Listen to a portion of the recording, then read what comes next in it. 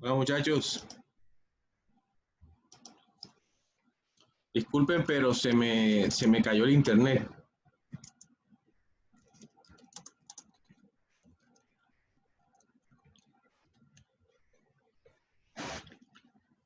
¿Ya me escuchan nuevamente? Avísenme. Sí, ya, bro. Listo, Sí, entonces, porque todo fino, todo fino, todo fino. ok, vamos a continuar. Entonces, ok. Estábamos hablando de las corrientes de operaciones unitarias.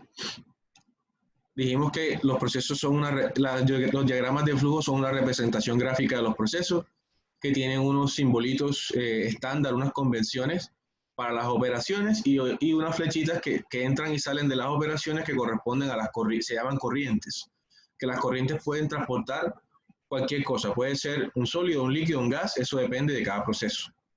Hablamos de las condiciones de operación que el diagrama de flujo especifica a qué temperatura, a qué presión o qué flujo manejan las corrientes y los equipos. ¿Ok? Entonces continuamos. Vamos a ver variables y unidades de medida. Entonces habíamos dicho que estas son las variables que vamos a ver.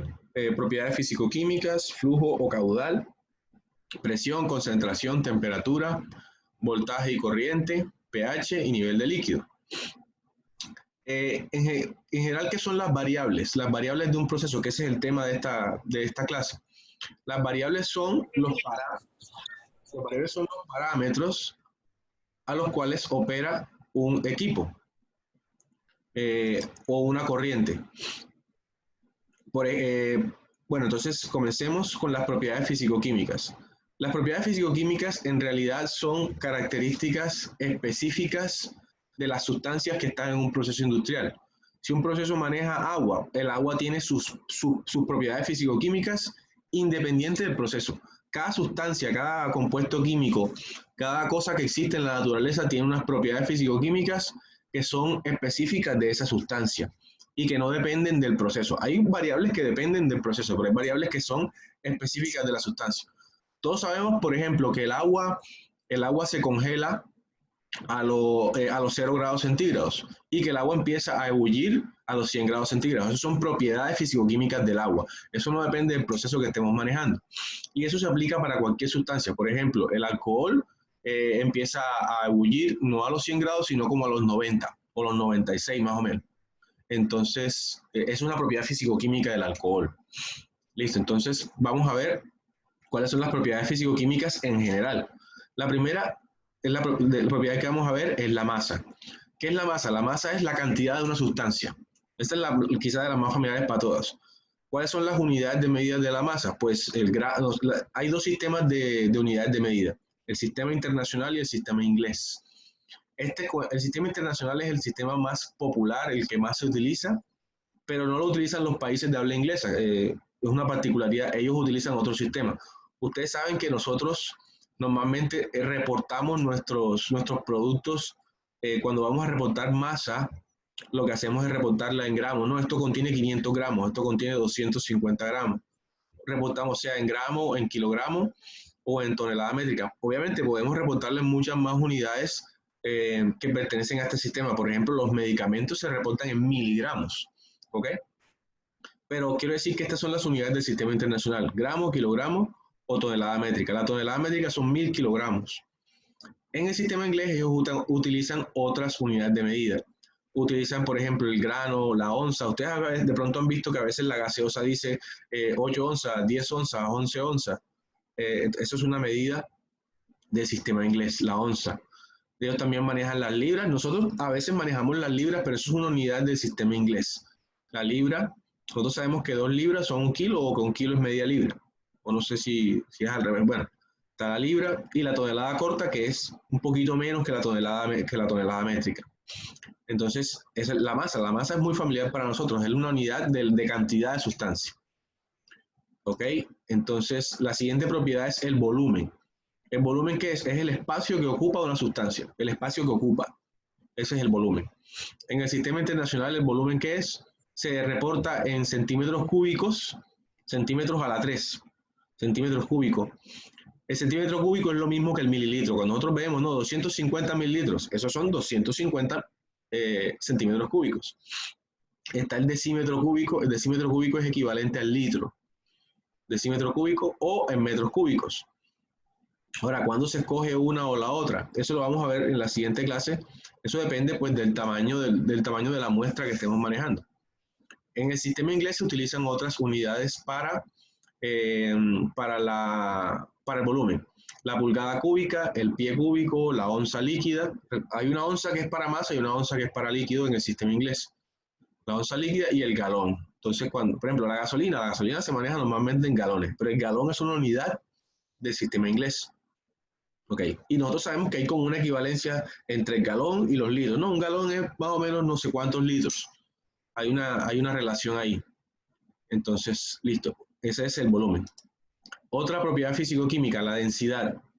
¿Qué es la densidad? La densidad es la relación, es un cociente entre la masa de una sustancia y el volumen que ocupa. Por ejemplo, la densidad del agua, ¿cuál es? La densidad del agua es 1 gramo por cada mililitro. ¿Qué significa? Que un mililitro de agua pesa 1 gramo. Eso es la densidad. Eso es una propiedad que no depende del tamaño de la muestra. Si nosotros tenemos que 1 mililitro de agua pesa 1 gramo, significa que 100 mililitros de agua pesan 100 gramos. Eso es la densidad. La relación entre el volumen es el cociente entre la masa de una sustancia y el volumen que ocupa esa masa. En el sistema internacional se reporta en gramos por mililitro, puede que sea también en gramos por litro o en kilogramos por metro cúbico. En el sistema inglés se reporta en libras por pulgada cúbica o en libras por pie cúbico o en libras por galón. Son las unidades de la densidad. Ustedes saben, por ejemplo, que si uno mezcla agua y aceite, ellos no se combinan, que el aceite queda en la parte de arriba y el agua queda en la parte de abajo. ¿Por qué es eso? Porque el aceite es menos denso que el agua. La densidad del aceite es más bajita que la densidad del agua. Es decir, un volumen de aceite pesa menos que ese mismo volumen de agua. Eso es solo una notación. Pero la densidad que es el peso que tiene un volumen determinado de una sustancia. Eso es algo específico de la sustancia. Eso no depende de qué tanto de la cantidad que midamos, ni depende del proceso en particular. Listo. Entonces, las otras propiedades físico-químicas. El punto de fusión. ¿Qué es el punto de fusión? Es una temperatura, la temperatura a la cual una sustancia pasa de estado sólido a estado líquido. Eso es específico de una sustancia. El agua, por ejemplo, el punto de fusión del agua es 0 grados centígrados. A los 0 grados el agua se congela. Si está líquida se congela y si está congelada se empieza a derretir. Pasa de sólido a líquido. Y el punto de ebullición es la temperatura a la cual una sustancia pasa de líquido al estado vapor. Esto es una cuestión de termodinámica. Yo pude haber dicho de líquido a gas, pero en realidad no es gas, es vapor. Pero para que entendamos es que pasa de líquido a estado gaseoso. Todos hemos hervido agua alguna vez cuando hemos hecho una sopa.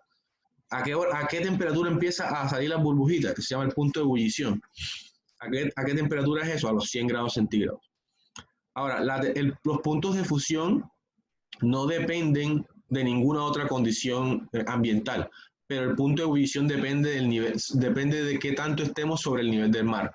El agua, aquí en Cartagena, que estamos a nivel del mar, el punto de ebullición es 100 grados centígrados, pero en Bogotá, que están a 2.600 metros sobre el nivel del mar, el punto de ebullición es más bajito. Mientras más arriba estamos, menos es la temperatura a la cual tenemos que calentar para que empiece a hervir. El agua en Bogotá hierve como a los 90 grados.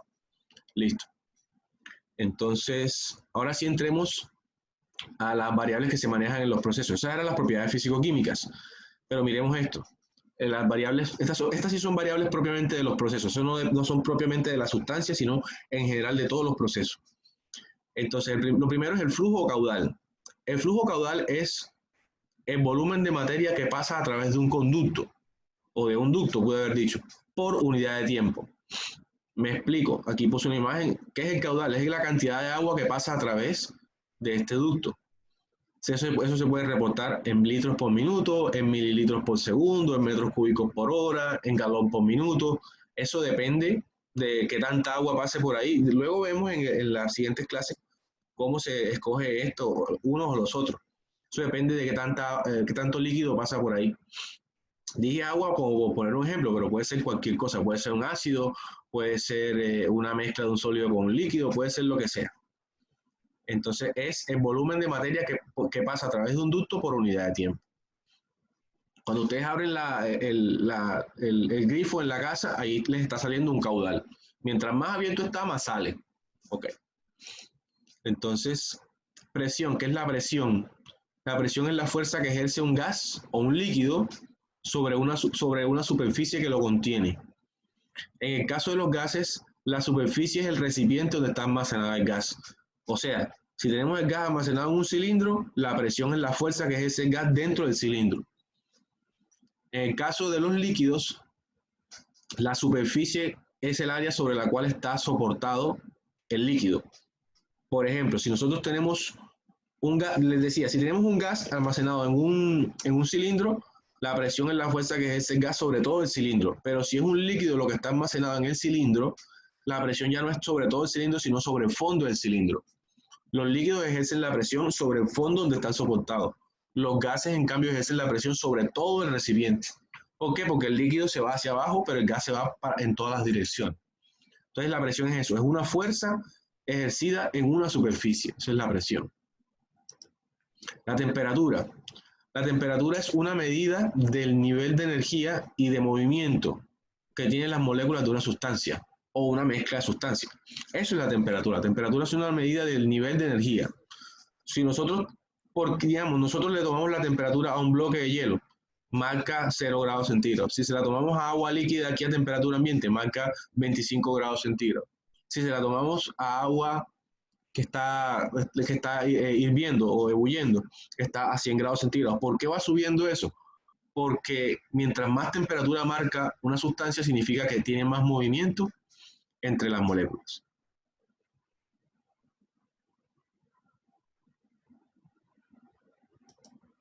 Ok, continuamos. ¿Sí me escuchan?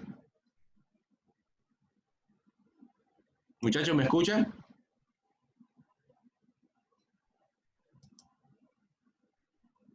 Ok. Listo, entonces continuamos. Entonces les decía que la temperatura es una medida de nivel de energía y movimiento. Mientras más temperatura tiene una sustancia, significa que tiene más energía y más movimiento. Entonces, la temperatura se reporta en grados, como todos sabemos. Pero hay varias clases de escalas de temperatura. Eso las vamos a ver más adelante. Pero aquí en general están los grados Celsius, que son los que nosotros manejamos por estos lados, que nosotros le llamamos grados centígrados. Los grados centígrados son los grados Celsius, ese es su verdadero nombre, grados Celsius. Los norteamericanos y los ingleses manejan los grados Fahrenheit. De pronto ustedes han visto que ellos reportan la temperatura en grados Fahrenheit. Eso es diferente a los grados Celsius. Es decir, 50 grados Fahrenheit no es lo mismo que 50 grados Celsius. Grados Celsius es una unidad mucho más grande. Eso significa que, por ejemplo, 60 grados Fahrenheit es un poquito menos en grados centígrados, pero lo vamos a ver más adelante. Los grados Kelvin y los grados Rankine son escalas absolutas de temperatura, es decir, no tienen valores negativos. Los grados Kelvin son el equivalente absoluto de los grados Celsius y los grados Rankine son el equivalente absoluto de los grados Fahrenheit. Me explico mejor. Ustedes han visto, por ejemplo, que en Alaska o en esas partes donde hay nieve, a veces la temperatura ambiente está a menos 20 grados centígrados. Es decir, esa escala tiene valores negativos. Pero en la escala Kelvin, la escala no tiene valores negativos. Es de 0 hasta de 0 en adelante. Entonces, luego les digo cómo hacer la relación entre las dos escalas.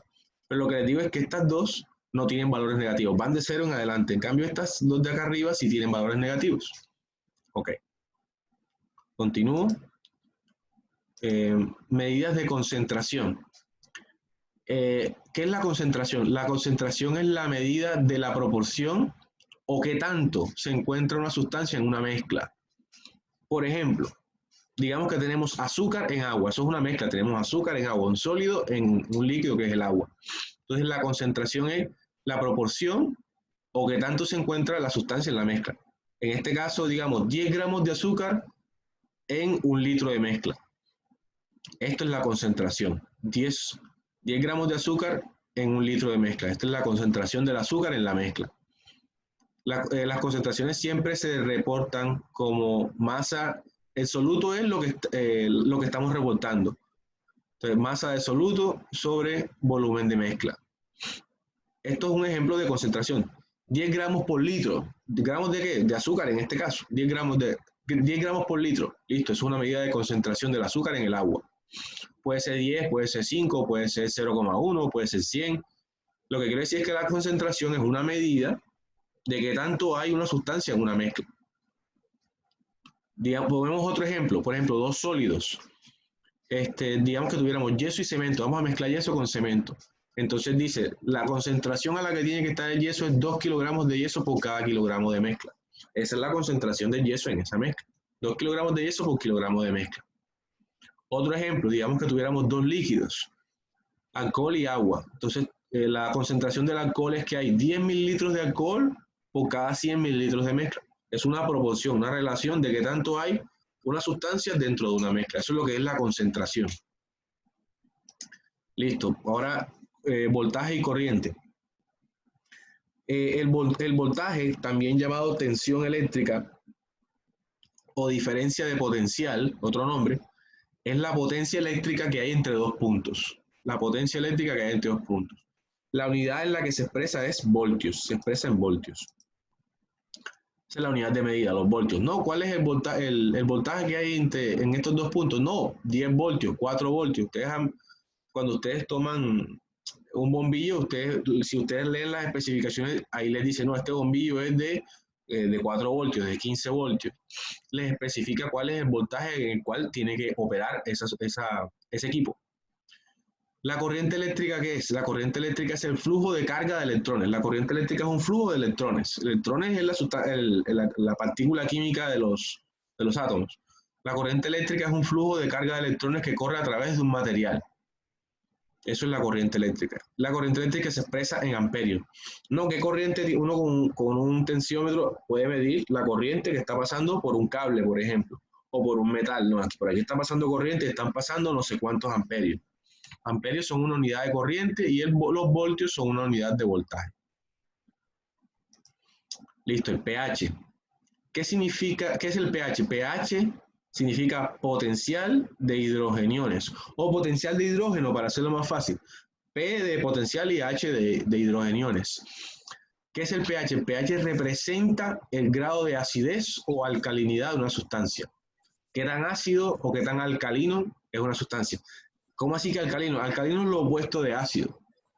Entonces, eso es lo que se representa el pH. Si una sustancia es ácida o si no lo es. Entonces, el pH no posee unidades. Simplemente se representa mediante un número.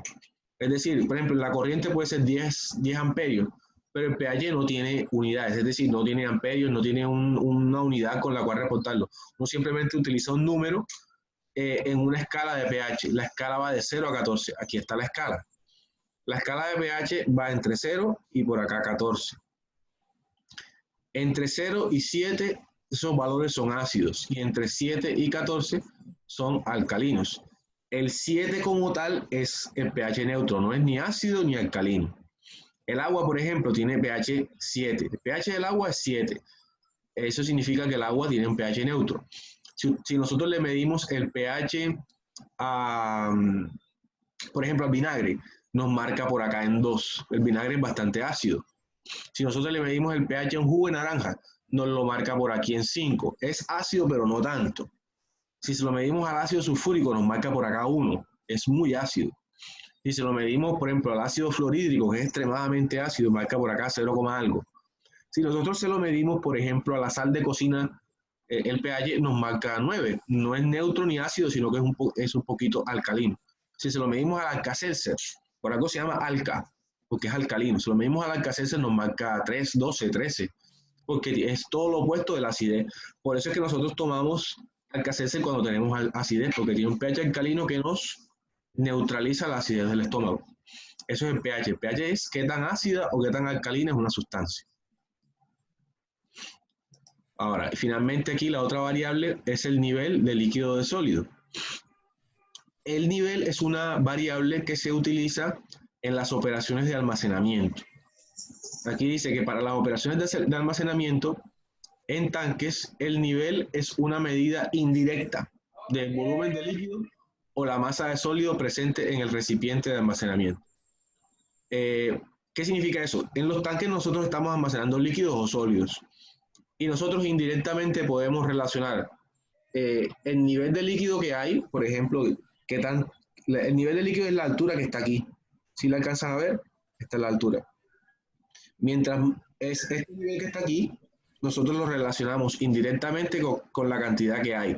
Entonces, la persona que está operando este equipo está periódicamente pasando y revisando el nivel de líquido. Entonces dice, no, el líquido debería estar por aquí a esta hora debería estar por aquí, o siempre debería estar por aquí. No, esto se está bajando, de pronto hay una fuga, de pronto hay un equipo que está funcionando mal. El nivel de líquido es simplemente una medida indirecta para rectificar qué cantidad de masa hay allá adentro. O sea, el nivel es como para saber qué tan bien está funcionando el equipo, para saber qué tanta cantidad hay adentro. Puede ser líquido o sólido.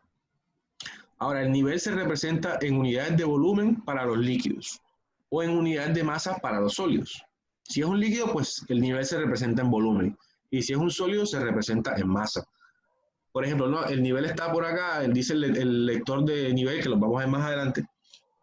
El nivel está por aquí, eso significa que aquí hay 100 litros. Si el nivel está un poquito más abajo, hay 90, hay 80, etc. ¿Ok? Bueno, ahora vamos a ver los equipos de medición de variables. Esto es como la parte más interesante. Todas estas propiedades y variables que hemos visto requieren de ciertos equipos para hacer la medición, para poder medir esas propiedades y esas variables. Entonces, tendremos unos equipos para medir las propiedades físico-químicas, otros equipos para medir el flujo o el caudal. Ese equipo se llama rotámetro. El equipo que mide flujo o caudal se llama rotámetro. Los equipos que miden presión se llaman manómetros. Los equipos que miden concentración se llaman refractómetros. Perdón, los equipos que miden concentración pueden ser refractómetro, cromatógrafo o espectrómetro de masas. Los equipos que miden temperatura se llaman termómetros, pero también hay otros que se llaman termopares o termocuplas. Lo que mide el voltaje y la corriente es un aparato que se llama voltímetro, lo que mide el pH se llama pHímetro, y lo que mide el nivel de líquido sólido se llama indicador de nivel. Entonces vamos a ver uno por uno. Regáleme un segundo, voy a rectificar algo por acá. Ok, listo, continuamos. ¿Cómo se miden las propiedades físico-químicas? La masa, ¿cómo se mide la masa? Con una balanza, eso es algo muy familiar para nosotros. Nosotros vamos a medir la masa de una sustancia, lo pesamos en una balanza. Eso es muy sencillo. ¿Cómo se mide el volumen? El volumen se mide con recipientes graduados, recipientes que tienen marcas especificando el volumen a cierto nivel del recipiente. Todos alguna vez hemos llenado un balde y vemos que ahí tiene unas marquitas. Nos dice, no, aquí hay 5 litros, aquí hay 2 litros, aquí hay 4 litros, etc. ¿Cómo se mide la densidad? La densidad se mide usando ambos instrumentos.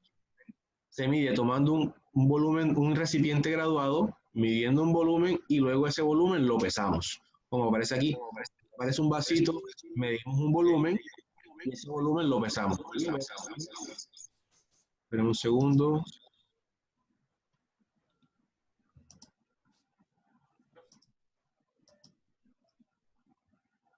Pues sí, entonces tomamos un recipiente, medimos un volumen y ese volumen lo pesamos y así obtenemos la densidad.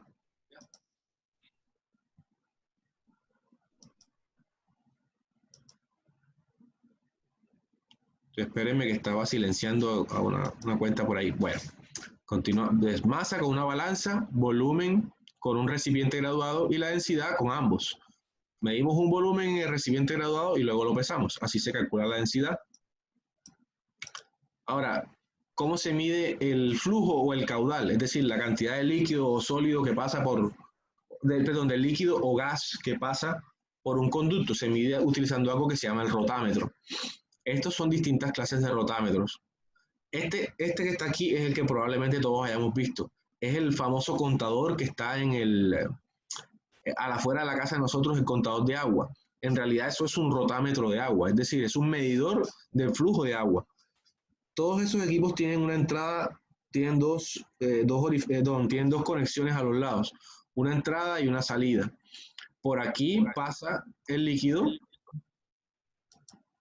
por aquí pasa el líquido y en esto que está aquí es el medidor. Este aparatico lo que hace es que él, utilizando unos dispositivos mecánicos, él cuantifica la cantidad de líquido que está pasando por aquí. Este es un famoso contador de agua, eso es un rotámetro de agua. Esto que aparece acá es un rotámetro, pero para gases, y tiene su respectivo cuantificador aquí. Este es un rotámetro, puede ser para líquido o para gases, pero obviamente es para tuberías un poco más grandes. Cuando vemos que esto está aquí, por ejemplo, esto es prácticamente una tubería una aleación de hierro con aluminio, pero esto que está aquí es acero inoxidable. Esto significa que la sustancia que pasa por ahí es una sustancia que o es corrosiva, es decir, que oxida las tuberías, o es una sustancia para consumo humano, por ejemplo, la leche. Los compuestos, perdón, los procesos de alimentos tienen que usar materiales de acero inoxidable para que el producto no se contamine, porque eso es para consumo humano. Esto que está aquí también es bastante fino, esto probablemente es una aleación también de acero inoxidable. Esto puede ser, por ejemplo, para una tubería de petróleo. El petróleo tiene tantas cosas contaminantes y tantas cosas corrosivas que tienen que utilizar un material de esto.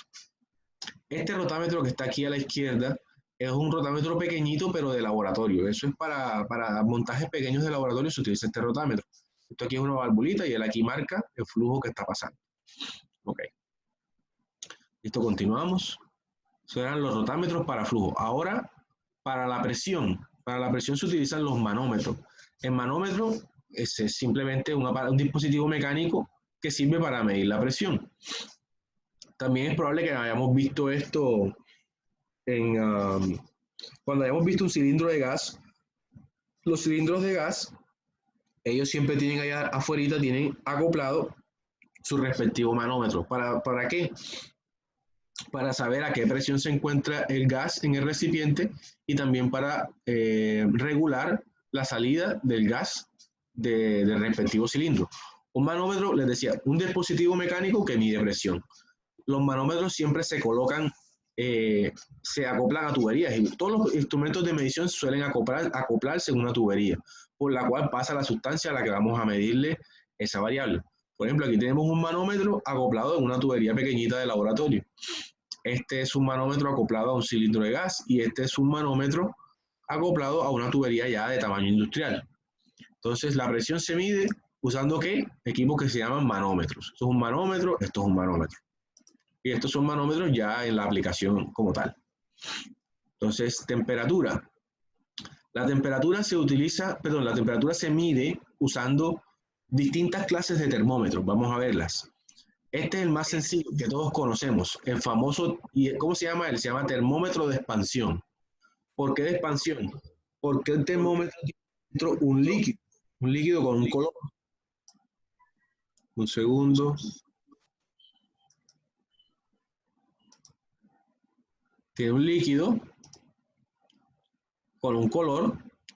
El termómetro de expansión tiene adentro un líquido. Y ese líquido normalmente tiene un color. Ese líquido, conforme aumenta la temperatura que estamos midiendo, el líquido se expande, es decir, él empieza a subir. Él sube conforme la temperatura aumenta. Por eso se llama termómetro de expansión.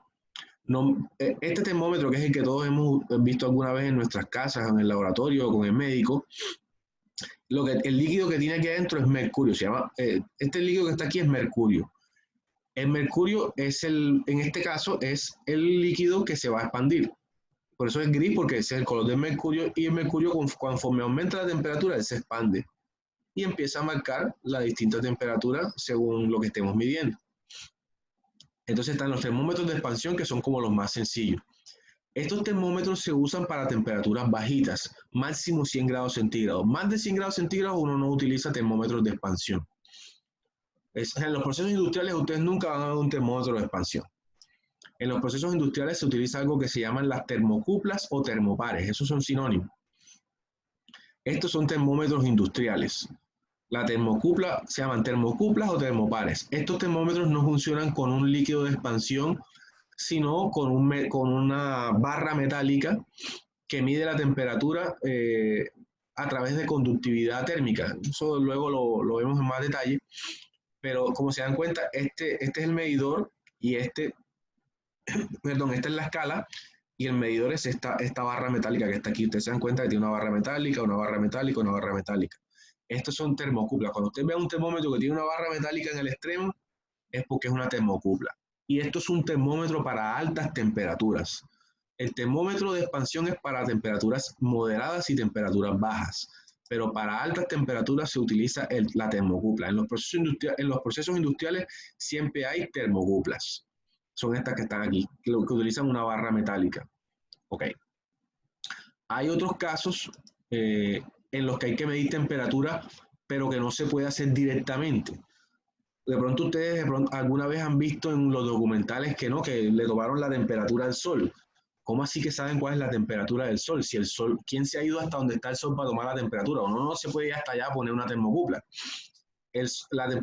Cuando nosotros no podemos ir directamente al sitio a medir la temperatura, se hace con un medidor de temperatura remoto. Son equipos similares al que está aquí.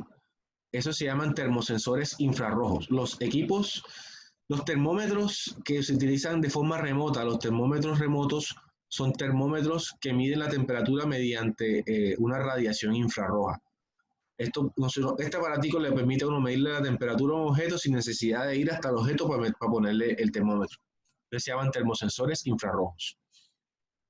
Ok, continuamos con voltaje y corriente. Esto es muy sencillo. El voltaje y corriente se mide utilizando un voltímetro. Pues probablemente varios de nosotros hayamos visto en la vida un voltímetro. Este aparatico que está aquí tiene dos terminales. Uno conecta las terminales entre dos puntos y él le dice, bueno, entre estos dos puntos hay tanto voltios o están pasando tantos amperios. Esto es un medidor de voltaje y corriente. ¿Ok? Los medidores de concentración. Estos son los equipos más especializados en este conjunto de equipos que estamos viendo. Los medidores de concentración en realidad depende de lo que estemos midiendo. Si estamos midiendo una solución, una mezcla sencillita, por ejemplo, azúcar en agua, en ese caso utilizamos refractómetros. ¿Cuándo se utiliza el refractómetro? Refractómetro es este que está aquí. Cuando se trata de una sola sustancia mezclada en otra. Por ejemplo, azúcar en agua, alcohol en agua, sal en agua, se utiliza un refractómetro. Este equipo que está aquí. Uno toma una muestrica de la mezcla, la pone aquí, la cierra y hace la medición. Y él te dice la concentración. Pero hay casos más complejos. Digamos que nosotros queremos saber la cantidad de sal que hay en el agua del mar, por ejemplo, o la cantidad de un contaminante que hay en el agua del mar, o la cantidad de un gas venenoso que hay en una instalación industrial. Entonces, en ese caso, se trata ya no de una mezcla sencilla. Por ejemplo, el agua de mar tiene muchísimas sustancias. Tiene sal marina, tiene magnesio, tiene potasio, tiene materia orgánica, tiene bacterias, tiene un montón de cosas. O sea, es una mezcla compleja. Cuando se trata de mezclas complejas, se utiliza el cromatógrafo o el espectrómetro de masa. Estos dos de aquí son para mezclas complejas y esto es para mezclas sencillas. El cromatógrafo él lo que hace es que nos coge la mezcla y la separa. Él separa los componentes de la mezcla. Pam, pam, pam. Si nosotros le damos una mezcla con 5 sustancias, él coge y separa las 5 sustancias. Y el espectrómetro de masa lo que hace es que te dice qué tanto hay en cada una de esas, o sea, en lo que separaste, qué tanto hay de cada una. Por ejemplo, si nosotros cogemos el gran mito de que nadie sabe cuál es la fórmula de la Coca-Cola, la fórmula de la Coca-Cola se sabe. Yo la tengo por ahí. Lo que pasa es que no es fácil, bueno, es otro cuento, pero entonces si ustedes le meten la Coca-Cola a un cromatógrafo, el cromatógrafo separa los componentes de la Coca-Cola, pero no te dice cuáles son, él simplemente los separa. Y lo metes al espectrómetro, eso entra al espectrómetro de masa y el espectrómetro de masas te dice, esto que separaste aquí es tal aceite esencial, esto es aceite de oliva, esto es vainilla, te dice todos los sabores que tiene la Coca-Cola y te dice en cuánto hay el espectrómetro de masa. Eso es lo que él hace. Entonces, estos tres son para medir concentración. Estos dos son para mezclas complejas, este es para mezclas sencillas, este separa y este te dice qué es y cuánto hay. Ok. Entonces, el pHímetro. El pHímetro es el medidor de pH, de qué tan ácida es una sustancia. Los pHímetros son muy parecidos entre sí y pues el tamaño depende del uso que se le vaya a dar. Este primer pHímetro que está aquí a la izquierda es un pHímetro de laboratorio. Eso es para hacer muestras manualmente. Si una persona está tomándole las muestras a la orina o a la sangre o a una muestra de agua, están haciendo laboratorio de análisis de agua, entonces uno le hace las muestras manualmente con ese pHímetro, con este que está aquí, este es manual. Estos dos que están aquí, este ya es para un proceso industrial, pero para un proceso pequeño. Este se conecta a la tubería, este pHímetro. Se conecta a alguna parte del proceso, sea un tanque porque le vamos a medir el pH a lo que hay en el tanque, o una tubería porque queremos saber cuál es el pH de lo que está pasando por la tubería. Y este que está aquí ya es un poco más sofisticado, si ya lo vemos que está acoplado directamente a una tubería. Entonces decía que hay unos pHímetros manuales y que hay unos pHímetros que funcionan en línea con los procesos. ¿Ok? Ya casi estamos terminando. Ahora para el nivel de líquido. El nivel de líquido se mide de una forma relativamente fácil. Nivel de líquido de sólido. Normalmente lo que se hace es que en el tanque respectivo se crea un visor, un identificador visual de dónde está el nivel de líquido. Pero eso es una variable que hay que medir en los procesos. Si se logran dar cuenta que aquí hay como un espacio transparente en que se puede saber qué tanto nivel de líquido hay en el tanque. Esto sirve tanto para sólidos como para líquidos. Un tanque tiene el nivel de líquido en el que tiene que encontrarse. Es que lo que pasa es que los procesos manejan un diseño. Entonces, digamos que este proceso tiene que tener nivel de líquido por aquí. No puede estar ni muy por arriba porque se bloquea esto por acá, o no puede estar muy por abajo porque el agitador no alcanza a mezclar bien. Entonces, el nivel de líquido tiene que permanecer aquí y eso hay que estarlo revisando para que el nivel esté donde tiene que estar. Listo. Eso funciona para líquidos o para sólidos. Ahora, a nivel industrial, cuando se trata de unos tanques que son muy grandes, que no puede estar una persona pasando periódicamente para revisar a ojo por dónde está el nivel de líquido, porque en primer lugar ni siquiera el tanque es demasiado alto como para revisar, entonces ya existen unos medidores de nivel más especializados de distintas clases. No vamos a ver las clases ahora, pero lo que quiere decirles que existen aparatos especializados que miden el nivel en el cual se encuentra un tanque por distintos métodos. Hay unos que lo hacen por ultrasonido, otros lo hacen por gravedad, otros lo hacen por diferencia de presión. Hay distintos métodos. Estos que están aquí a la derecha son manómetros pequeñitos de laboratorio. Ellos se conectan al tanque, por aquí le entra y por aquí le entra. Perdón, si ven que aquí hay como una entradita aquí, aquí hay otra entradita. Por ahí entra el líquido y aquí en el visor podemos ver qué tanto está el nivel del líquido. Eso es una variable que hay que medir en los procesos. Listo, entonces ya casi terminamos. Vamos a ver ahora los iconos y las convenciones.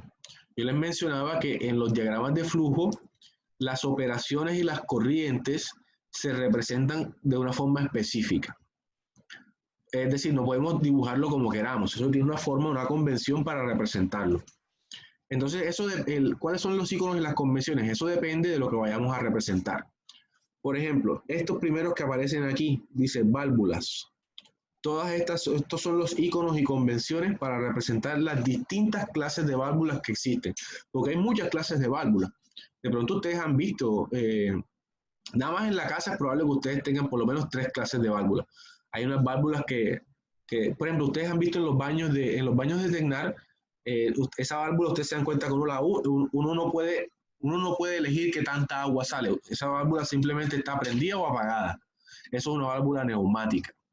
Pero la válvula que está en las casas de nosotros es una válvula de paso, es decir, nosotros la vamos abriendo y ella permite que salga cada vez más líquido, es una válvula distinta. Pero eso solamente se lo digo porque existen distintas clases de válvulas. Y pues cada una de ellas tiene un icono respectivo. Son estos que aparecen aquí. Ustedes no tienen que saberse esos iconos, simplemente que sepan que cada válvula tiene una representación distinta. Ahora, recuerdan que existe una operación unitaria que se llama el transporte de fluidos y que los equipos, se utilizan son las bombas y los compresores, que las bombas son para transportar líquidos y que los compresores son para transportar gases. Entonces aquí están las bombas. Pump en inglés significa bomba. Aquí están los iconos para las distintas bombas, para la bomba centrífuga, para la bomba de vacío, para la bomba de para la bomba de tornillo y para la bomba de, de pistones. Estos son los distintos símbolos para las distintas clases de bombas. Y estos son los símbolos para las distintas clases de compresores. Este es el compresor reciprocante, el compresor con silenciador, el compresor centrífugo, etc. Entonces, cada uno tiene una representación diferente. En esta parte de acá, aquí dice Heat Exchangers. Eso significa intercambiador de calor. Estos son los distintos iconos para los intercambiadores de calor. Recuerdan que nosotros vimos dos clases, el de tubos y el de placas. Entonces, por ejemplo, este es un intercambiador de tubos, este que aparece aquí. Este también, pero este tiene carcasa y este no tiene carcasa. Este es un intercambiador, pero que no es de un solo paso. Ellos son distintas clases. En general, se representan de estas dos maneras. Este es el calentador y este es así se representa un calentador, con la flechita para abajo. Y algo que está enfriando se representa con una flechita para arriba. Estos son los iconos. Lo que aparece aquí abajo son los recipientes, o sea, tanques de todo tipo, sea un tanque de reactor o una torre, el tanque en el que está una torre de destilación, el tanque en el que se está almacenando algo, el tanque en el que se está mezclando algo. Esto es para los tanques en general. Los tanques no solamente se usan para almacenar, los tanques también se utilizan dentro de las operaciones unitarias. Entonces, este es un tanque en general, así se representa un mezclador, esto es un mezclador, esto es un tanque, ¿se acuerdan de los tanques horizontales para almacenar? Está aquí.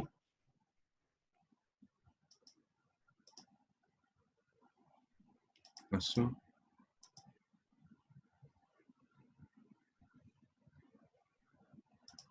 Muchachos, ¿me escuchan?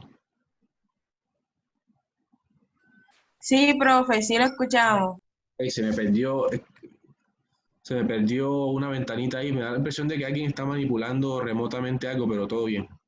Ok, entonces les decía que estos son los iconos para los tanques de distintas clases. Esto es un horno, esto es un tanque normal, esto es un tanque mezclador, esto es una torre, por ejemplo, puede ser de destilación o de absorción. Esto es una torre cuando por dentro tiene algo, cuando tiene unos platicos, eso depende de la ingeniería. A veces tiene unos platos en la torre, a veces tiene unos empaques que son como unas figuritas cerámicas para hacer que se mezcle mejor el gas con el líquido, etc. Estos iconos que están aquí son para las corrientes, dependiendo de qué se trata. Por ejemplo, esto es una corriente principal, esto es una corriente menor, esto es una corriente neumática. Una corriente neumática es que transporta algo a través de un gas. Una corriente hidráulica es que transporta un líquido, etc. Bueno, en realidad los detalles no nos interesan tanto como saber que existen distintas representaciones. Y estos circulitos que aparecen aquí son las representaciones de los equipos de medición, porque en el proceso tenemos la operación unitaria como tal, pero también tenemos equipos de medición que están conectados a la operación unitaria. Un equipo que nos dice, por aquí está pasando tanto flujo, o nos dice, esto está a tal temperatura. Estos circulitos son para los equipos de medición, para el indicador de temperatura, de transmisión eléctrica, el indicador de nivel, indicador de flujo, indicador de presión, etc. Estos son esos circulitos que significan los equipos de medición. Listo. Y finalmente, por ejemplo, aquí tenemos un proceso un proceso muy sencillo con todas las especificaciones. Aquí, ¿qué tenemos? Esto es un tanque con agitación. Esto es un tanque, aquí tiene un motorcito con agitación. El tanque alrededor tiene una chaquetica. Esa chaqueta, ¿qué es lo que hace? Lo que hace es que transmite calor. Tiene un tanque, tiene un agitador y tiene una chaquetica que transmite calor.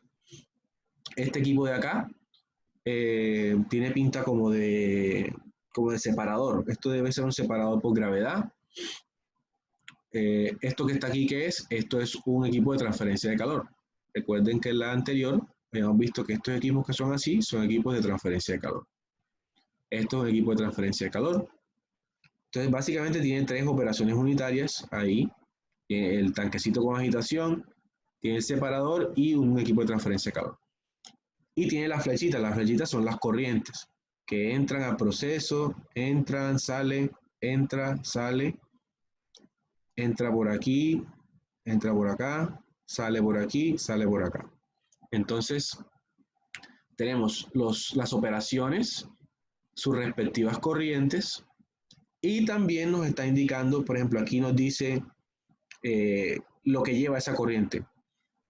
AN, ese debe ser la sustancia, una sustancia que va a disolver, dice AN 500, agua 2500, AN, por ejemplo, puede ser ácido nítrico, pues lleva ácido nítrico disuelto en agua. Esta es la composición de lo que va en esta corriente. Aquí nos dice que esa corriente va a 15 grados centígrados, que de aquí sale a 40 grados centígrados. ¿Por qué? Pues porque aquí se está calentando. Aquí entra otra sustancia, dice CAT. ¿CAT qué significa? Catalizador. Eso es una sustancia que facilita una reacción química.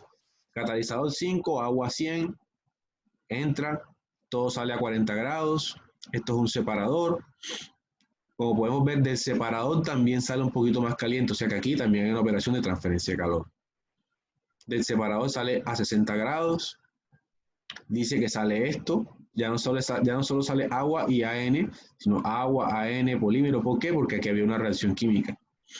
Sale agua, sale ácido nítrico, un polímero y una sale, porque aquí se realizó una reacción química. Y a esta operación que entra un agua que aquí entra a 15 grados y del calentador sale a 60.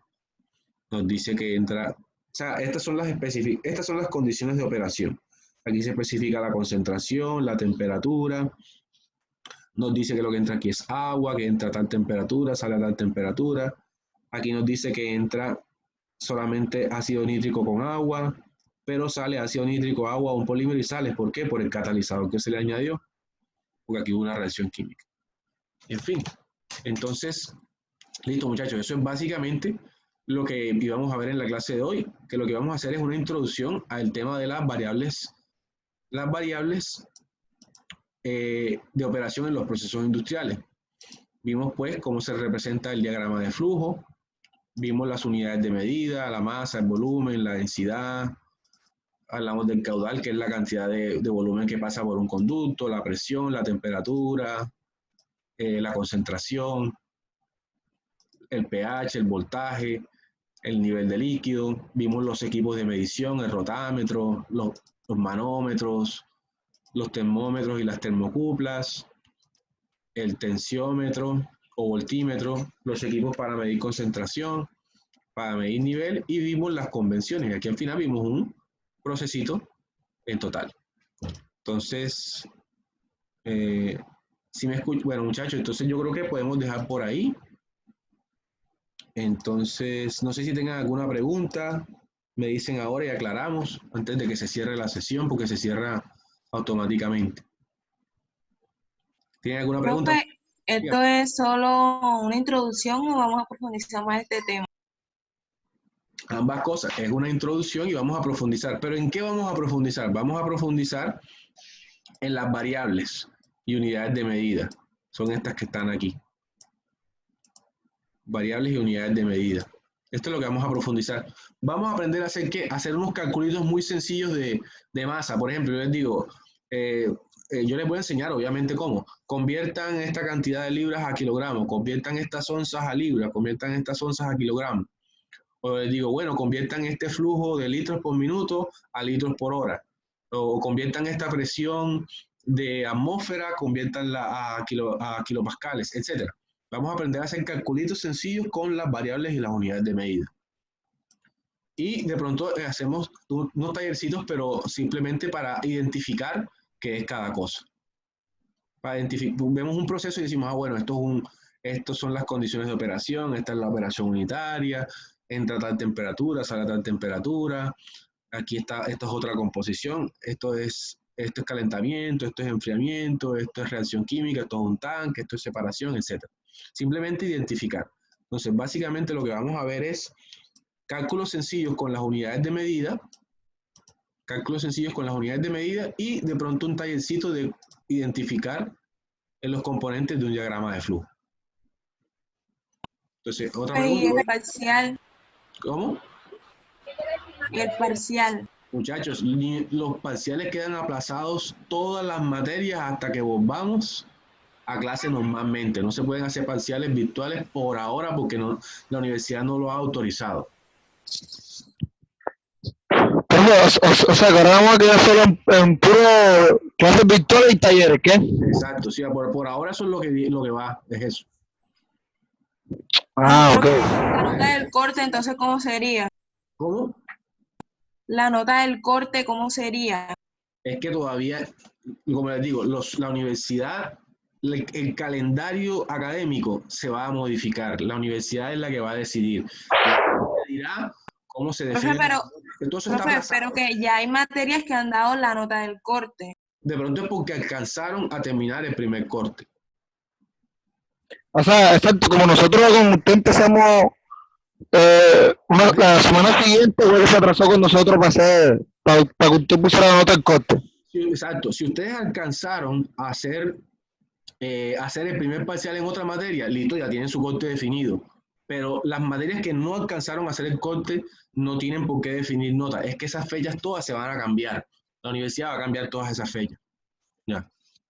Lo que sí les puedo decir es que si algún profesor les viene con que les va a hacer un parcial ahora, tienen que decirle, profe, no están autorizados los parciales por plataforma, de forma virtual. Talleres sí, pero parciales no. Ajá, profe, y nos va a poner algún taller o algo así. Sí, pero conforme vayamos viendo el tema, esta es la primera clase virtual que estamos viendo de los temas que siguen. Ah, ok, bueno, listo, profe.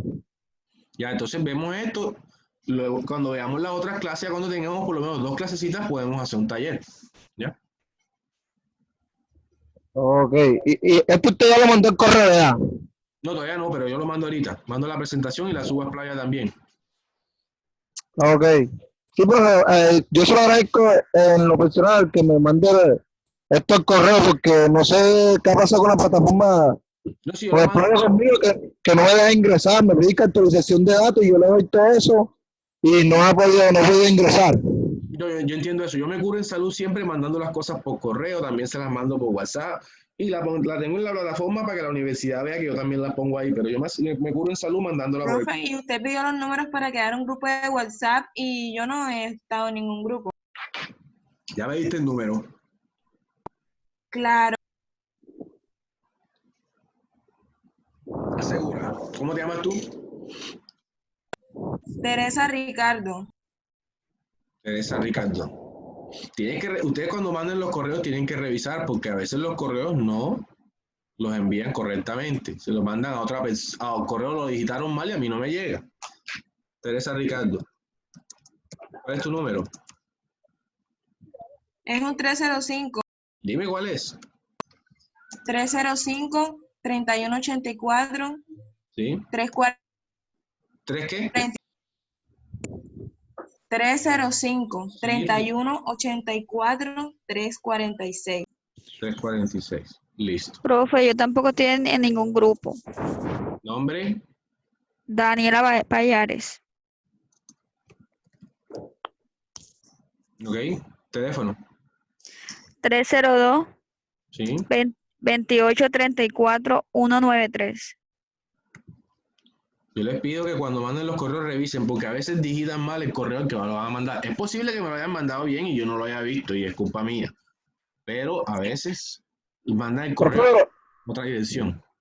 pero bueno, al grupo coloque su correo ahí para que todo el mundo lo vea y no haya equivocación.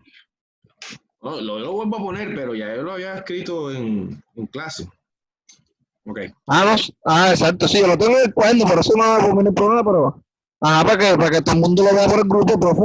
Sí, pero los que lo ven ahí son los que ya me han mandado el número, no los que no me lo han mandado. Ya. Entonces, listo, pero entonces ya tengo los 2 números. ¿Tienen algo más que decir, muchachos?